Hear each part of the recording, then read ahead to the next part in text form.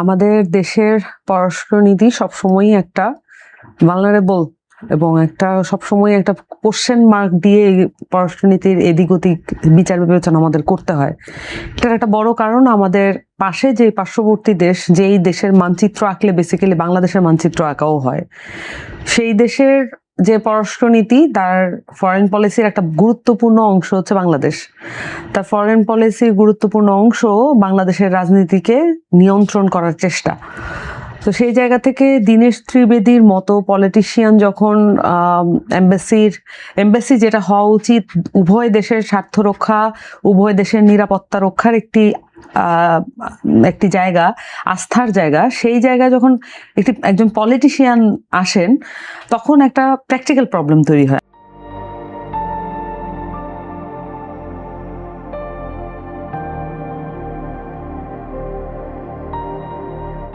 আমরা কিছু কিছু জায়গায় প্রতিষ্ঠান, আমাদের যে রাষ্ট্রীয় প্রতিষ্ঠানগুলো থাকে একটা দেশের, সেই রাষ্ট্রীয় প্রতিষ্ঠানগুলো কিছু কিছু জায়গায় আমরা চেষ্টা করি যেখানে নিউট্রাল একজন মানুষকে আমরা রাখার চেষ্টা করি, যাতে করে কখনো যদি পলিটিক্যাল সিচুয়েশন ডায়ার হয়, কখনো যদি পলিটিক্যাল সিচুয়েশন এমন পর্যায়ে চলে যায় যেখানে আসলে কোনো এক মধ্যস্থতাকারী সেই জায়গাটায় সাহায্য করতে পারে, ভারসাম্য স্থিতি অবস্থা তৈরি করার একটা সম্ভাবনা তৈরি করতে পারে, তখন যেন উভয় দেশের এই এম্বাসির যারা প্রধান, মানে অ্যাম্বাসেডর হবেন, তারা যেন ওই ভূমিকাটা পালন করতে পারেন। এটা হচ্ছে কিন্তু প্র্যাকটিক্যাল উদ্দেশ্য।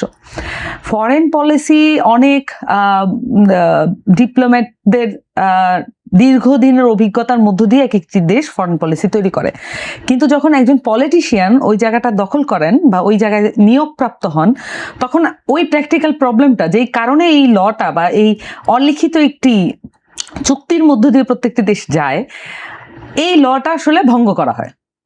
এটা একটা মৌখিক বা একটা আন্ডারস্ট্যান্ডিং বলতে পারেন, এই আন্ডারস্ট্যান্ডিংটা ভঙ্গ করা হয়।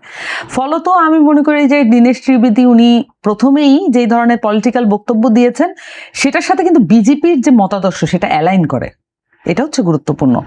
সো বিজেপির যে দখলদারি মনোভাব, এটা প্রিচ করেই কিন্তু এবার তারা পশ্চিমবঙ্গে জয়লাভ করেছে।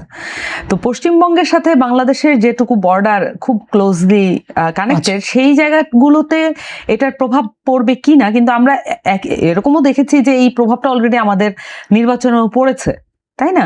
যে পশ্চিমবঙ্গে বিজেপি চলে আসতে পারে এরকম একটি ভয় দেখিয়েও আমাদের দেশে যারা রক্ষণবাদী রাজনীতি করে অভ্যস্ত, তারা কিন্তু জয়লাভ করেছেন। সো আমার কাছে মনে হয় যে দুইটি দেশের মধ্যে যেহেতু প্রতিবেশী পরিবর্তন সম্ভব নয়, আমাদের একটা ভারসাম্য পূর্ণ একটি পররাষ্ট্রনীতিতে যেতেই হবে। সেই জায়গায় আসলে এই ধরনের পলিটিক্যাল অ্যাক্ট, যেখানে পলিটিশিয়ানকে অ্যাম্বাসেডরের দায়িত্ব পালন করতে দেওয়া হয়, সেটা আসলে এক ধরনের থ্রেটও বটে। তো সবচেয়ে বড় ব্যাপার যেটা, যে আপনি আসলে থ্রেট দেখছেন, ওইটাই আসছি।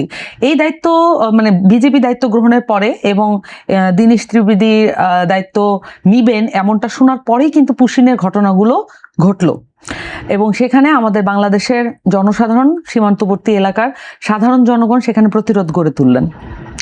কিন্তু এই সাধারণ জনগণের প্রতিরোধ গড়ে তোলা, এটা কিন্তু একটি বড় দেশ যখন আরেকটি দেশের উপরে রাজনৈতিক হস্তক্ষেপ গ্রহণ করবে, তখন এই সাধারণ মানুষের প্রতিরোধ যথেষ্ট হয়ে উঠবে না, তখন কিন্তু পররাষ্ট্রনৈতিক প্রতিরোধ প্রয়োজন। আমি আশঙ্কা করি আমাদের দেশের পররাষ্ট্রনীতি এবং যারা পররাষ্ট্রমন্ত্রী হন, আমাদের দেশের যারা সাধারণ ডিপ্লোম্যাট হন, তাদের আসলে আত্মমর্যাদা সম্পন্ন নীতি প্রণয়ন বা বক্তব্য উপস্থাপন, এই উভয় ক্ষেত্রে দুর্বলতা আছে। এটা একটা ঐতিহাসিক দুর্বলতা।